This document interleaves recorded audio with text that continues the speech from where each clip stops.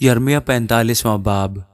شاہ یہودہ یویاقیم بن یوسیہ کے چوتھے برس میں جب باروک بن نیریہ یرمیہ کی زبانی کلام کو کتاب میں لکھ رہا تھا تو یرمیہ نے اس سے کہا، اے باروک، خداوند اسرائیل کا خدا تیری بابت یوں فرماتا ہے کہ تو نے کہا مجھ پر افسوس کہ خداوند نے میرے دکھ درد پر غم بھی بڑھا دیا۔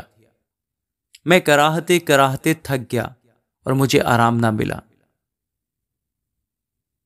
تو اس سے یوں کہنا کہ خداوند فرماتا ہے، دیکھ، اس تمام ملک میں جو کچھ میں نے بنایا گرا دوں گا اور جو کچھ میں نے لگایا اکھاڑ پھینکوں گا۔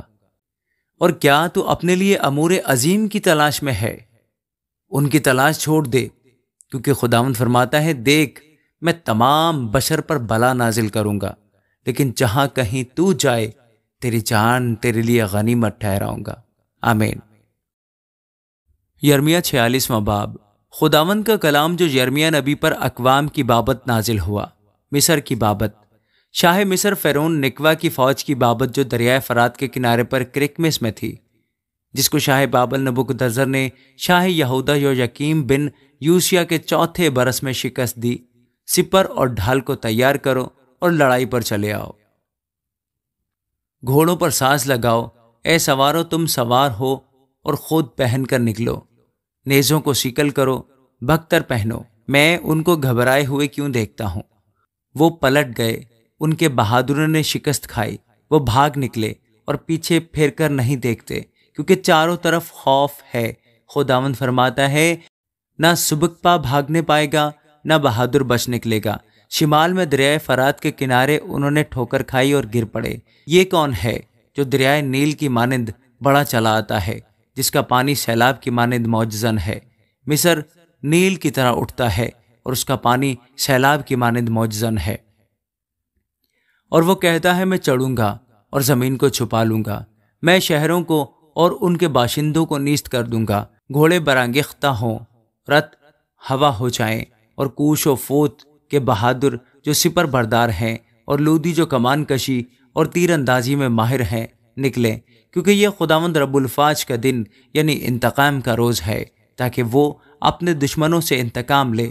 پس تلوار کھا جائے گی اور سیر ہوگی اور ان کے خون سے مست ہوگی، کیونکہ خداوند رب الفاج کے لیے شمالی سرزمین میں دریائے فرات کے کنارے ایک ذبیحہ ہے۔ اے کنواری دختر مصر، جلعاد کو چڑھ جا اور بلسان لے۔ تو بے فائدہ طرح طرح کی دعائیں استعمال کرتی ہے، تو شفا نہ پائے گی۔ قوموں نے تیری رسوائی کا حال سن لیا اور زمین تیرے نالہ سے معمور ہو گئی، کیونکہ بہادر ایک دوسرے سے ٹکرا کر باہم گر گئے۔ وہ کلام جو خداوند نے یرمیہ نبی کو شاہ بابل نبوکدنضر کے آنے اور ملک مصر کو شکست دینے کے بارے میں فرمایا، مصر میں اشکارا کرو، مجدال میں اشتہار دو، ہانوف اور تحف ہنیس میں منادی کرو۔ کہو کہ اپنے آپ کو تیار کر، کیونکہ تلوار تیری چاروں طرف کھائے جاتی ہے۔ تیرے بہادر کیوں بھاگ گئے؟ وہ کھڑے نہ رہ سکے، کیونکہ خداوند نے ان کو گرا دیا۔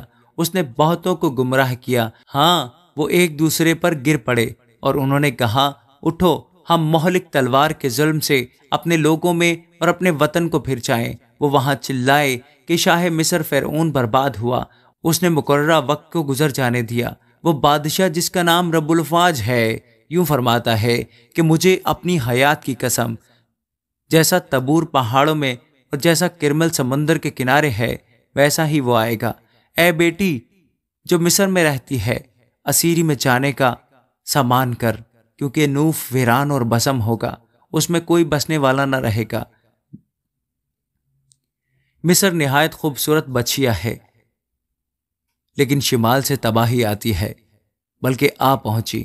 اس کے مزدور سپاہی بھی اس کے درمیان موٹے بچڑوں کی مانند ہیں، پر وہ بھی روگرداں ہوئے، وہ اکٹھے بھاگے، وہ کھڑے نہ رہ سکے، کیونکہ ان کی ہلاکت کا دن ان پر آ گیا، ان کی سزا کا وقت آ پہنچا۔ وہ سانپ کی مانند چلچلائے گی، کیونکہ وہ فوج لے کر چڑھائی کریں گے اور کلہاڑے لے کر لکڑ ہاروں کی مانند اس پر چڑھائیں گے۔ وہ اس کا جنگل کاٹ ڈالیں گے، اگرچہ وہ ایسا گھنا ہے کہ کوئی اس میں سے گزر نہیں سکتا۔ خداوند فرماتا ہے، کیونکہ وہ ٹڈیوں سے زیادہ بلکہ بے شمار ہے۔ دختر مصر رسوا ہوگی، وہ شمالی لوگوں کے حوالہ کی جائے گی۔ رب الفاظ اسرائیل کا خدا یوں فرماتا ہے، دیکھ میں امون نو کو اور فرعون اور مصر اور اس کے معبودوں اور اس کے بادشاہوں کو، یعنی فرعون اور ان کو جو اس پر بھروسہ رکھتے ہیں، سزا دوں گا، اور میں ان کو ان کے جانی دشمنوں اور شاہ بابل نبوکدنضر اور اس کے ملازموں کے حوالہ کر دوں گا، لیکن اس کے بعد وہ پھر ایسی آباد ہوگی جیسی اگلے دنوں میں تھی۔ خداوند فرماتا ہے، لیکن اے میرے خادم یعقوب ہراساں نہ ہو، اور اے اسرائیل گھبرا نہ جانا، کیونکہ دیکھ میں تجھے دور سے اور تیری اولاد کو ان کی اسیری کی زمین سے رہائی دوں گا، اور یعقوب واپس آئے گا اور آرام و راحت سے رہے گا، اور کوئی اسے نہ ڈرائے گا۔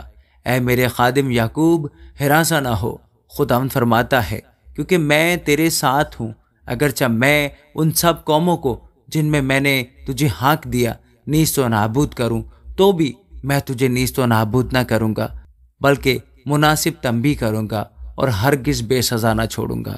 آمین۔ یرمیہ 47واں باب۔ خداوند کا کلام جو یرمیہ نبی پر فلسطینیوں کی بابت نازل ہوا۔ اس سے بیشتر کے فرعون نے عزا کو فتح کیا۔